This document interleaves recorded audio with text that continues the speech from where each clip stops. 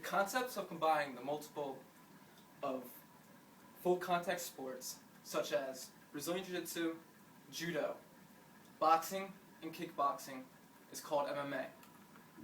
My name is Robert Panaccio. Tonight I will inform everybody on what MMA really is, the history behind it, and the rules of regulation. The reason to listen to my speech is to become more knowledgeable about the purpose of what MMA is. I myself know a lot about MMA because I have over 3 years of experience and training, and I loved it ever since I was a kid. MMA stands for Mixed Martial Arts. MMA started back, first off, MMA started back in over 3,000 years ago. It was called Plankration. Plankration was a type of sport that was played in ancient Greek Olympics.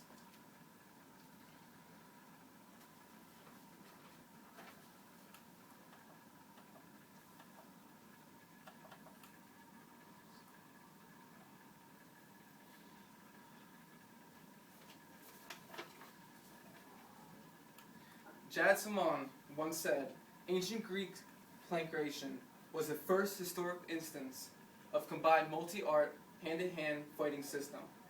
This sport was meant for two people to show off their abilities and to outdo one another. If we jump later onto the 19th century, no holds barred match began. No holds barred match was a type of fighting that involved with no rules and no regulations. It was when two people shared the experience of wrestling and other different types of combat sports. According to Shannon Lee, she writes, while there have been people prior to him who thought about mixing one or two forms, it was really my father who took it to the next level. Yeah, that's right, Bruce Lee. Bruce Lee is considered the father of mixed martial arts. His styles of fighting that were on TV,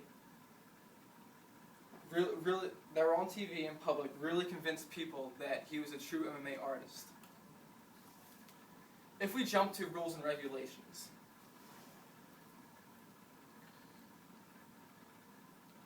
each weight class is divided up so everything would be fair. It goes from featherweight to heavyweight. Every round is 5 minutes long. There are 3 rounds with only 1 minute breaks in between.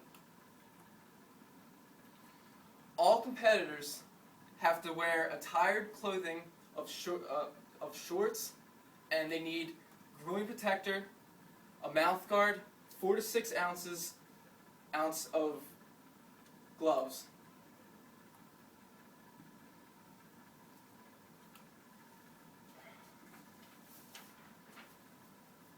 Some of the rules are that there's no eye gouging, no grabbing the fence, no hair pulling,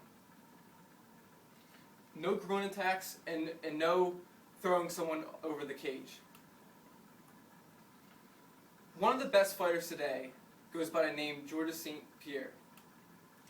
In his early childhood, he started with training different types of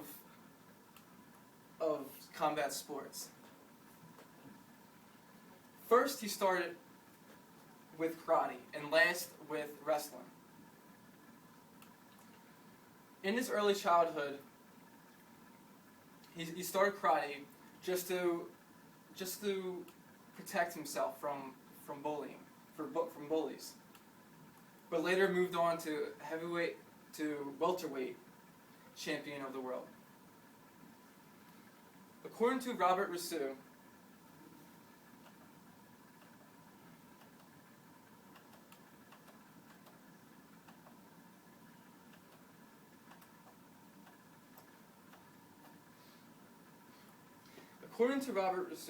St. Pierre had made a career out of training with several teams. Some of the notables include Canadian top team Renzo Gracie Academy, Brazilian top team Canada, and Montreal Wrestling. With hard dedication, hard work, he went with a record of 22 wins, 2 losses. Georges St. Pierre is one of the best fighters in the world. To conclude my speech, I just want to say to everybody that if everybody learned something new in this speech today.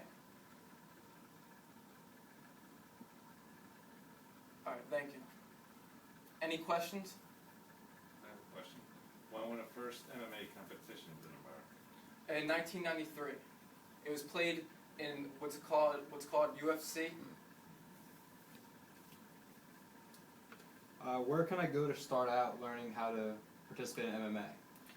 You can start at Amerikick. Amerikick is a good way to start because they start just basic forms of MMA, and it's only once a week, and they're not really hard on you.